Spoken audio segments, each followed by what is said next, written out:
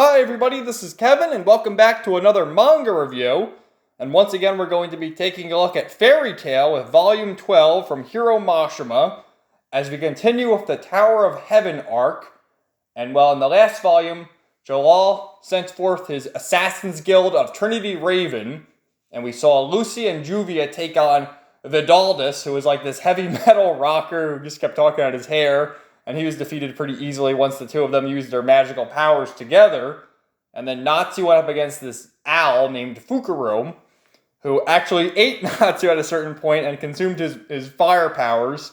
And then Gray stepped in, making the save, defeating Fukuro and setting Natsu free. And then Urza was going head-to-head against Ikaruga, the leader of Trinity Raven. And none of her re-equipping armors were enough to stop her. And you saw she re-equipped into this form at the very end there, and ready to have a final showdown against Ikaruga. And all while in the background, Jalal seems to be scheming with his brother Seagrain, who we've had our suspicions in the past how Seagrain and Altir are actually enemies of the Magic Council who have wormed their way in there, and they're working on behalf of Jalal. And it seems that Jalal wants them to use the Aetherion Cannon to, harness all the magic power that's going to rain down so he can revive Zeref. So I just want to compliment, this is a great cover here. I mean, look at Natsu, he's all fired up, ready to beat someone up. You got Urza in this, goddamn, look at that, look at that outfit she's got on. This armor, it was revealed that basically she has foregone her armor and put all her magical powers into her blades there, into her katanas, and then of course Jalal. So let's get right to it here. And it ended last time, and look, we're up to chapter 100 now as this volume concludes, with Urza going head-to-head against Ikaruga. She had re-equipped a bunch of times, and all her armor kept getting destroyed by Ikaruga's blade. And we have Destiny as they both clash at once. And you see, the two of them are just all bloody. Urza got gashed right there in the shoulder. And same thing, Ikaruga in her arm. It looks like she's coughing up blood as well. So they both were dealt a fatal blow. And then Ikaruga, as she falls, says, "Very impressive. I lost for the first time. How is this possible?" And then she says, "In 15 minutes, the divine light of justice will bring death upon all of us." So, we learned last time that the council had reluctantly agreed to fire the Aetherion Blast. The only holdout, to my knowledge, was Yajima, who, as you recall, is friends with Makarov and seems to be one of the only sane members of the Magical Council. And it appears that Seagrain has sort of wormed his way there. And Natsu has like his motion sickness from flying around, if you remember when he was fighting Fukuro. I was going to call him Fikaruka, because getting the names confused there, but Fukuro, the giant owl, he was attached to one of his missiles, and he was flying around getting motion sickness, and I also think he got some more motion sickness by, being in his stomach for a while. So Simon reveals that Gray made the save, and Natsu's all pissed off, like, "No! How did I lose and Gray won? I'm his rival." And he also reveals that everyone's left because, well, the Aetherion Blast is going to fire really soon, and they're making the way out. You see Lucy there. She was pretty beat up, her and Juvia. And then Miliana and Wally are on their way out. So you have Sho is with Urza, and then you have Simon here with Natsu, and they're on their way out. And basically, Simon says, "Look, you need to go with Urza because she doesn't want to defeat Jalal. She still has feelings for Jalal, and she thinks that she can turn him back to the good side because, well, as we got the flashbacks to Urza's backstory there, she was very friendly with Jalal, and Jalal was a good guy until he got, abused and tortured, and then the spirit of Zeref took over his body." So they come face to face here, Jalal and Urza. And also, if you remember back to the previous volumes, when Urza met Seagrain early on, she was sort of like, "Oh, what are you doing here?" And Seagrain was like, don't spill the beans. Because, we learned that Seagrain's Jalal's brother. We're actually going to learn even more of a revelation more than that as we advance through the volume. But, he knew that, Urza knew. So, a lot of crazy stuff. A lot of foreshadowing even early on. So, Urza's ready to strike him down. But Jalal says that he has to sacrifice someone so that Zeref can take over the body. And he wants to basically sacrifice Urza. So again, there's some more flashbacks, and this is Simon pleading with Natsu. You got to go there and protect Urza because she can't do it. So he says, "Where's Urza now?" And Natsu, he's all fired up, ready for action. He got veins popping out of his forehead. So the two of them are ready to go down and Jalal has this evil dark magic now that he's possessed by Zareth and ready to go, and a lot of great action going on. And it looks like Urza has the upper hand, but he's pleading and, is sort of able to worm his way there and basically sort of talk his way out of Urza killing him. And they have a heart-to-heart here as the Aetherion cannon is ready to rain down, and everyone's made it to safety. Everyone except for, like I said, Natsu and Simon are still inside, and of course Urza and Jalal, and they're all looking on. And with the Magic Council here, here's Yajima, the one guy who didn't want to fire the blast, but majority rules, 9 versus 1. There's 10 members of the council, and they're ready to fire the blast. So again, here's some more flashbacks, and as the blast is ready to come down, he has a talk with Urza. He says, it's all over for you and for me too. You always were a clumsy person. And Urza says, you're just another one of Zareth victims, huh? It's my own fault. I was defeated by my weakness. There was such a huge divide between my dream and reality. My heart couldn't face it. The only ones who can save you from your own weakness and insufficiencies are the ones you call your friends, Urza. Now I'll pay for my crime of not being able to save you. I have been saved. And they hug each other. They embrace. So I guess Jalal comes to the realization that he's been a pawn of Zareth, and he has his feelings for Urza as well. And they fire down the Aetherion blast. And just look at this. You don't even need dialogue here. As the blast is coming down, the shocked look in everyone's face. Natsu sees that time is running out. And then as the two of them, Jalal and Urza, are embracing, look at Jalal's face there. That sneak as it's raining down. Look at that. Look at the destruction. Destroying the whole tower. And even then, Juvia is able to use her water powers. She's a water mage to save everyone as they're on the boat there with all the tidal waves coming down. And the Magic Council is sort of reluctant here. We pray for all those lives lost in the blast. Despite, was there really a whole lot of people that were there? I mean, it was just like, 5 or 6 of the wizards, and then Jalal and Urza and all that. Maybe 10 people altogether if you count the Trinity Raven people and all that. So they look there, and the tower appears to still be standing as it's turned into Aetherium itself. It's turned into a giant lacrima crystal full of magical power. As Jalal starts laughing, does this surprise you, Urza? This is the true form of the Tower of Heaven. Because of the Council and the Aetherium, it has successfully sucked up more than 270 million Idia of magical power. Now the R system is fully operational. So it's turned into a giant lacrima tower, all part of Jalal's scheme with Seagrain and Altir to create this magical point, basically to, harness more power. As Seagrain appears there with Jalal, how the hell did he appear there? And then he reveals the fact that he's just a body projection, and Seagrain really is Jalal. As they morph together with their dastardly plan, I knew it from the start. Seagrain and Altir were conspiring a few volumes back, and you knew it. They had this evil plan, and, Seagrain really was Jalal. It's all been a lie. And now, because the two of them have merged, he has increased his magic power exponentially. So Urza really doesn't stand a chance now. And Yajima's like, I knew it! He tricked us all! How could he? He tricked us! And then the council here is getting defiled as Altir is using her magic. And she says, it's all for Sig. No, should I say, for Jalal-sama. Here and now, his dream becomes reality. So yeah, the Magic Council has been infiltrated with Jalal, and really Seagrain's not even Seagrain, he's Jalal. Jalal and Altir conspiring against the council for their evil plans to bring back Zareth. So now we're getting like an actual story here. As like the story started, you had these sort of mini plots that overarched and everything, but here everything's coming together. Everything that we've seen from the earlier volumes is all melding into one.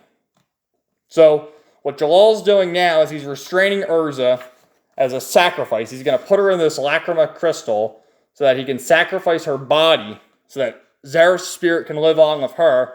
And as she's getting sucked into the crystal, someone grabs her arm, and it's Natsu to the rescue. And Jalal's like, oh, there he is.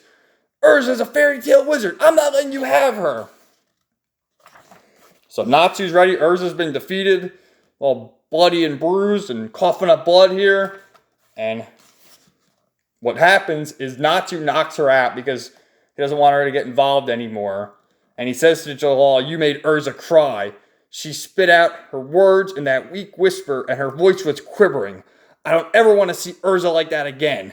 She's at her best when she's strong and violent." And we really have, like, Urza, and you see in the flashback, she said to Gray when she was really young that she puts on the armor to put out a strong outward shell, but on the inside, she's really hurt and had a difficult upbringing. And Natsu's pissed here. Look at the vein. Like, you've seen veins in people's foreheads before, but seeing a vein in someone's cheek, that's when they're really pissed. And he's ready to take him on, and he's all fired up, coming right at him. The Fire Dragon Wizard. So, with a punch right to Jalal's face, knocks him back a little bit. But Jalal is just as strong. He uses the Fire Dragon Wing attack. And then he uses the Fire Dragon Roar. But it really doesn't do much to Jalal. He just takes off his jacket and ready to fire back with his heavenly body magic. And he uses Meteor. Comes right at him. So Jalal, like he said, as he merged with Seagrain, has gained back all of his magical powers. He was split in two for a while. And then with his heavenly body magic, I like this move here. He does the 7 stars. Pass your judgment on to him. Grand Chariot! Look at that shit. Look at that move he's got there. The 7 stars. He's got 7 fingers. And then the 7 beams from the Grand Chariot rain down. It's one of the constellations. Rain down on Natsu as he's lying down. Urza's lying down. Jalal is clearly superior to these guys. And look at Natsu as he's lying down. Even in the midst of all the seriousness, he's taunting him by throwing rocks at him. And he misses a few, but then he hits one. He says, "Ha, my attack did hit you. This is not your lucky day." And what Natsu decides to do, because it's all about this lacrima crystal, is Natsu decides to break the crystals and just defile as much of Jalal's plan as he possibly can, which is exactly what he does. But Jalal keeps firing back with his heavenly body magic, which is very, very powerful. And Urza wakes up from being knocked unconscious. And just look at the faces everyone's got. Just the anguish we all have. Look at Natsu. Like, these panels are incredible, man. The anger in his face, the terror in Jalal's eyes. Look at Natsu right there, grinning, ready to strike back. Fucking awesome, dude. This has probably been the best volume yet, in my opinion. And Natsu's defiling the Tower of Heaven, trying to destroy all the lacrima crystals. And as he's ready to fire a final blast at him, Urza stands in the way, taunting him, saying, "Well, would you dare kill me? Because if you kill me, you can't revive Zareth." And he's like, "Screw it." You know, he's going to fire it anyway. Heavenly body magic, Alteris. And Natsu's just standing, you know, totally helpless, trying to protect her. And as he fires this blast down, look at this thing. Holy shit. There's Urza, there's Natsu coming right their way. And Simon comes forth and stands in the way, protecting both Urza and Natsu, sacrificing his life. And as he fades away, he says, "Urza, I'm glad. I knew that someday I could help you. You were always so sweet, so kind, and I've always loved you." And he dies. And then just as this heartbreaking scene happens, everyone's crying, and all Jalal does is laugh like an asshole. And what Natsu decides to do is he starts eating the Etherion. And we learned in the past that if Natsu consumes fire, he can regain his magical abilities. Now, Etherion is a mixture of all kinds of magic. Yes, there is fire magic in the Etherion, but there's also lightning magic, there's wind magic, there's ice magic, water magic, grass magic, whatever kind of magic.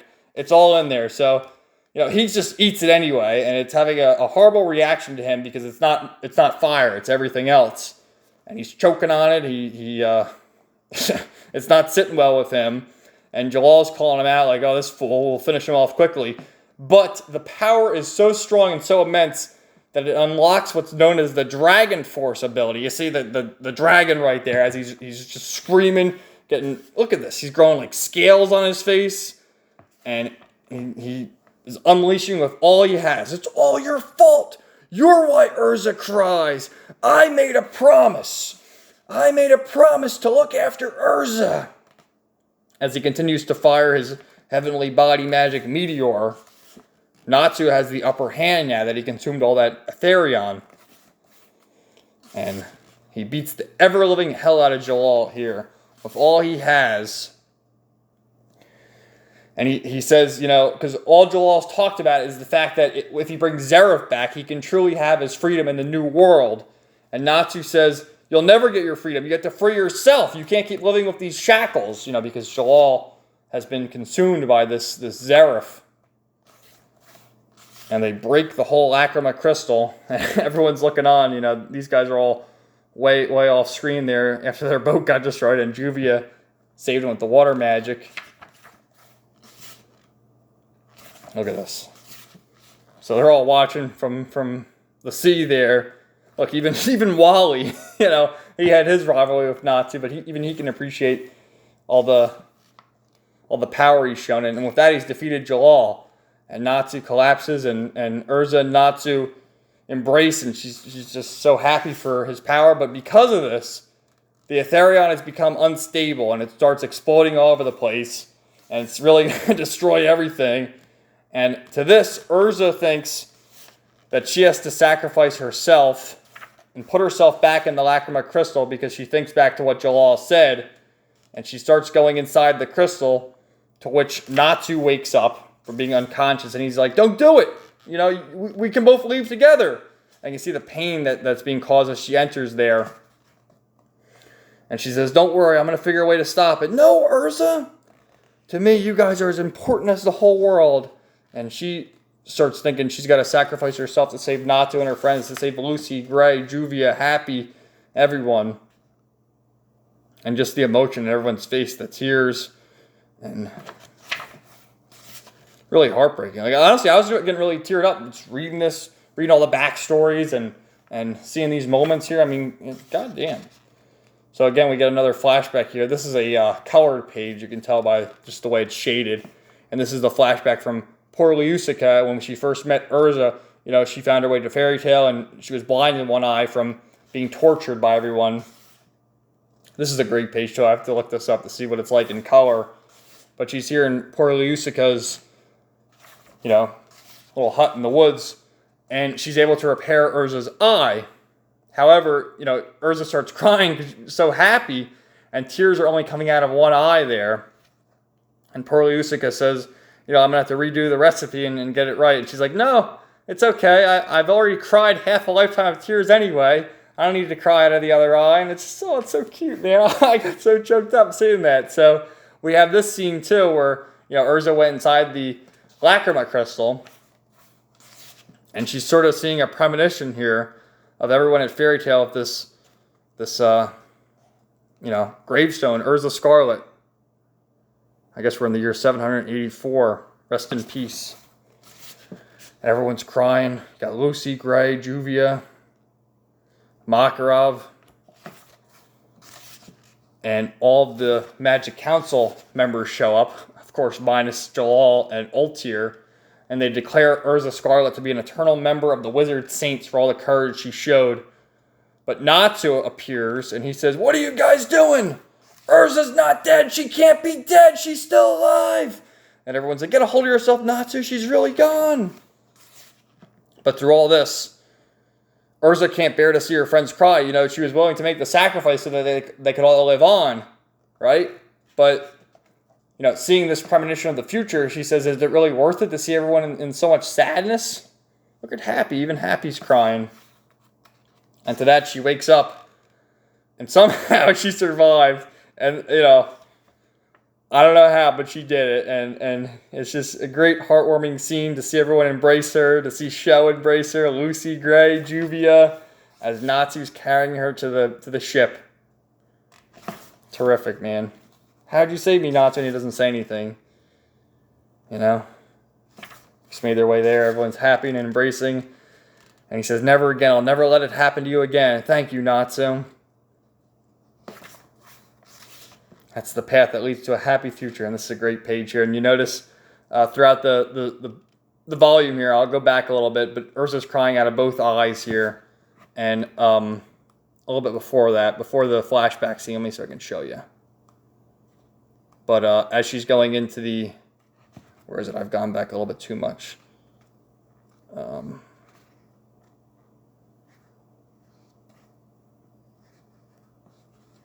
You see she's like crying out of one eye. Right here, especially, you see. She's crying out of one eye right there. And there she's crying out of both eyes. And goddamn, dude, I'm not gonna lie and say that I wasn't getting tear jerked reading this. I really was. So great volume and a great start to the next box set. I will say that. And Moshba actually mentioned this in the afterword that Urza throughout the whole series when she did cry, because I guess she did. Maybe not really early on, but definitely from volume 10 onward, she was crying a little bit, and to make note of the fact that she was only crying out of the one eye. So, absolutely terrific, man. This might be the best volume yet, I will say. So, thank you all for watching. Let me know your thoughts in the comments down below, and stay tuned for my review of volume 13 coming soon. And this pretty much concludes the Tower of Heaven arc. I think at the beginning of volume 13, there's like one chapter that gives some minor recap as to where all of Urza's friends went. But, what happened with Jalal? We'll find out next time. Have a great day, everybody.